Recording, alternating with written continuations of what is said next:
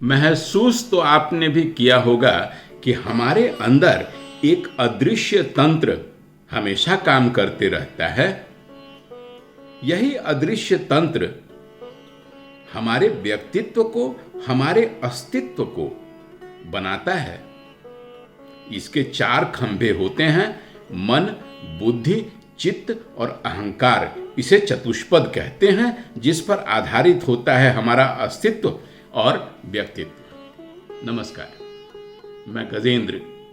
अंतर यात्रा के आज की प्रस्तुति में आपका स्वागत है। मित्रों,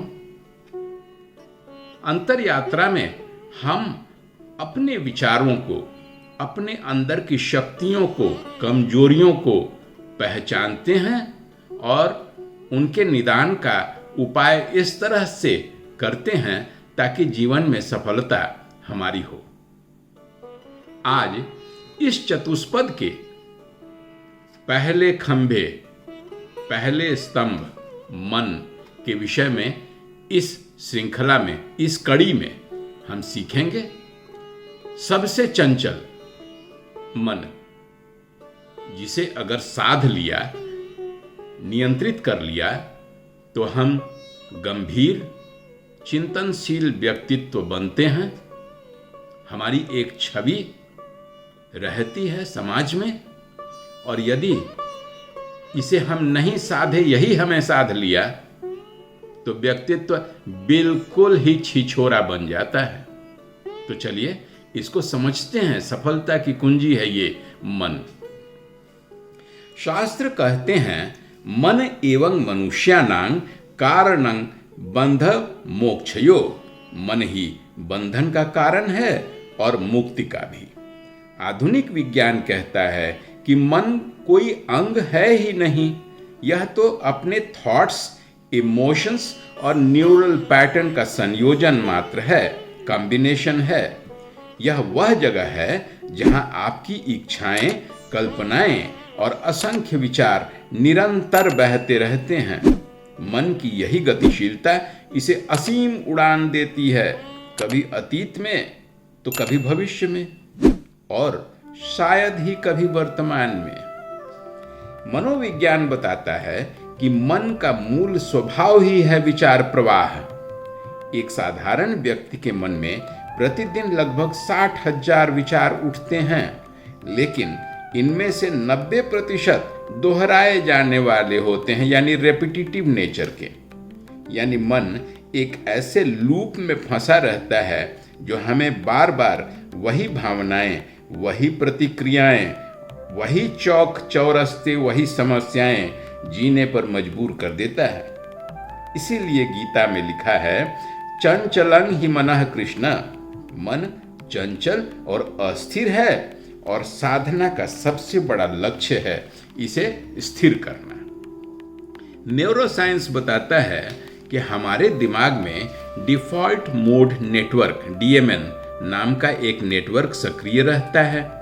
यदि हम वर्तमान क्षण में न रहें तो, यानी जब हम अतीत की यादों में, भविष्य की चिंताओं में या विभिन्न कल्पनाओं में उलझे रहते हैं, तो हमारा डिफॉल्ट मोड नेटवर्क यानी DMN एक्टिवेटेड रहता है, जो अकारण ही हमें एंजाइटी, डिप्रेशन और फैटीग में ले आ देता है।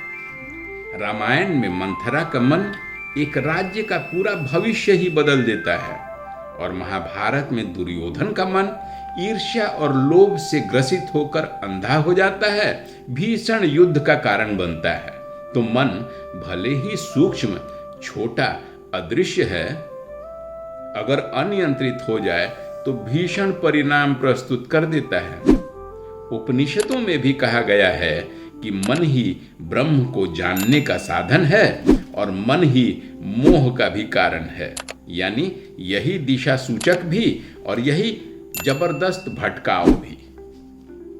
हमारे रोजमर्रा की जिंदगी में ही देखिए, कोई भी काम पढ़ाई करने लगते हैं, तैयारी करने लगते हैं, जब भी कहीं किसी गंभीर काम में लगते हैं, मन उछल के मोबाइल के स्क्रीन पर जा खड़ा होता है, नोटिफिकेशंस देखता है, रिएक्ट करने लगता है। पूजा करने के लिए जब जाते हैं, मन बाजार के लिस्ट गिनने लगता है और आत्मचिंतन करने लगते हैं तो ये किसी पिक्चर हॉल के स्क्रीन पर जा खड़ा होता है। मन अगर साधन बने तो सृजन कर सकता है, लेकिन अगर बंधन बन जाए तो विनाश। तो क्या करें? इतने चंचल मन की उड़ान को कैसे साधा जाए? शास्त्र और आधुनिक विज्ञान दोनों ने एकमत हैं कि अवेयरनेस ही एकमात्र उपाय है। क्यों? क्योंकि मन को की उड़ान को यदि हम अवेयरनेस के साथ बांध दें तो यह हमें नए नए रास्ते भी दिखाता है। बड़े बड़े आविष्कार इस विश्व में इसीलिए तो हुए हैं कि मन उन्हें पहले ही अपने मानस पटल पर दिखा देता है।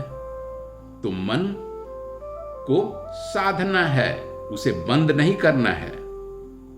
और साधने का उपाय है अवेयरनेस। ध्यान, प्राणायाम और माइंडफुलनेस जैसी विधियां डिफॉल्ट मोड नेटवर्क को शांत और संतुलित करती हैं। न्यूरोसाइंस बताता है कि नियमित ध्यान करने से मस्तिष्क की संरचना ही बदल जाती है। एमिगडाला जो डर और क्रोध को नियंत्रित करता है छोटा होने लगता है और प्रीफ्रंटल कॉर्टेक्स जो बुद्धिमत्ता और संतुलन देता है मजबूत होने लगता है। यही कारण है कि शास्त्रों में भी लिखा गया है मनः प्रसीदति साधनात्। साधना से मन शांत हो जाता है। तो प्रतिदिन ध्यान करें। सोने से पहले 15 मिनट अपने सांसों पर, उसकी गति पर, उसकी लंबाई पर, उसकी ऊष्मा या शीतलता पर, उसके आवेग पर ध्यान दें। उसी के माध्यम से आप धीरे धीरे अपने अंदर प्रविष्ट होकर अपनी इच्छाओं को, व्यसनों को समझ जाइएगा और उन्हें अपने मनोनुकूल रास्ते पर ले आइएगा और शांत हो जाइएगा। सब कुछ नियंत्रित होने लगेगा। मन की अनंत उड़ान को रोकना नहीं है, देखना है, समझना है, अवेयर होना है, बिना उसमें इन्वॉल्व हुए, यानी एक निर्विकार, निर्लिप्त साक्षी की तरह देखते रहने से ही वे नियंत्रित हो जाती हैं और आपके निर्देश के अनुरूप धीरे धीरे वो आपकी दिशा पकड़ने लगती हैं। जैसे नदी का पानी बिना दिशा के बहे बाढ़ ला देता है, लेकिन जब उसे नियंत्रित कर बांध और नहरों से गुजारते हैं तो जीवनदायिनी बन जाता है। वैसे ही चंचल मन अगर असंयमित हो तो बंधन, लेकिन अगर संयमित हो जाए तो मुक्ति और सफलता का मार्ग। तो यह था चतुष्पद यानी 4 स्तंभों में से पहला पद, पहला खंभा, जो हमारे व्यक्तित्व का महत्वपूर्ण घटक है। अब आगे आने वाले मंगलवार को हम दूसरे घटक, दूसरे खंभे जैसे बुद्धि, चित्त और अहंकार के रहस्यों के बारे में बारी बारी से करके जानेंगे। तो बने रहिए हमारे साथ और अपने और दोस्तों को भी जोड़िए जिनका मन चंचल हो गया है, बेचैन है, सफलता जरूरत है उनकी। अपने आप को बांधेंगे नहीं, संयमित नहीं करेंगे, समझेंगे नहीं तो जीवन में भटकते रह जाएंगे ना। आज के लिए इतना ही मित्रों। अगली कड़ी में हम फिर आपसे मिलते हैं। तब तक के लिए नमस्कार।